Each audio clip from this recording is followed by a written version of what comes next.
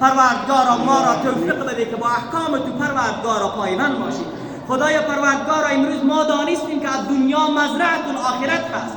خدای پروردگارا امروز ما دانستیم که صدها سال زندگی بکنیم از مرگ فراری نیست. خدایا پروردگارا ما را با دفاع مقدسات خود پروردگارا توفیق بده. خدایا پروردگارا کسانی که پروردگارا آنها با خون مسلمین پروردگارا دسترازی میکنند، پروردگارا این اسرائیلی که پروردگارا که آنها آن صهیونیستیانی که رحم و شفقت با مسلمانان ندارند، با طفلان فلسطین و غزه ندارند، خدایا ایشان را محو و نابود بگردان. خدای پروردگارا خون شهدای فلسطین را پروردگارا مورد قبول بگردان. خدایا از هر قطره خون شهدای فلسطین، خون شهدای هر مسلمانی که در هر جا هست، خدای پروردگارا هزاران ها مجاهد را بساز. خدایا پروردگارا زمینه رفتن را پروردگارا به ما مساعد بگردان.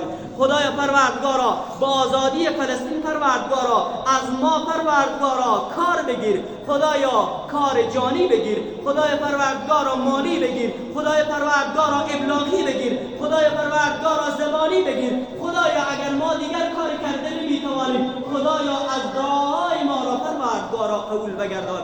خدایا پدران ما را توفیق بدی که در نیمه های شب، مادران ما را توفیق بدی که در نیمه های شب، کل مسلمین را توفیق بدی که در نیمه های شب به حق کل مجاهدین پروردگارا دعا بنمایند، بالخصوص و بالاخص به حق مجاهدین بیت المقدس و فلسطین و غزه دعا بنمایند. خدایا دولت اسلامی ما را، امارت اسلامی ما را پروردگارا طوری که مستحکم هست مستحکم تر بگردان. خدایا حکام ما را طوری که عادل هست عادل تر بگردان. خدایا چراغ امارت اسلامی ما طوری که روشن هست روشن تر بگردان. خدایا هر کس چشم ندارد چراغ امارت اسلامی ما را، چراغ اتفاق و اتحاد و انسجام مسلمین را ببیند.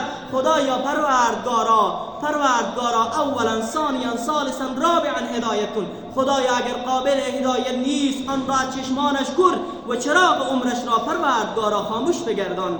پروردگارا خاموش بگردان. خدایا دعای ما در آخر همیش به همیش این هست، اگر این جان ناقابل ما در نزد توی الله مورد قبول هست، خدایا فدای قرآن و اسلام بگردان. و صلی الله تعالی علی خیر خلق محمد و علی آله و اصحابه اجمعین.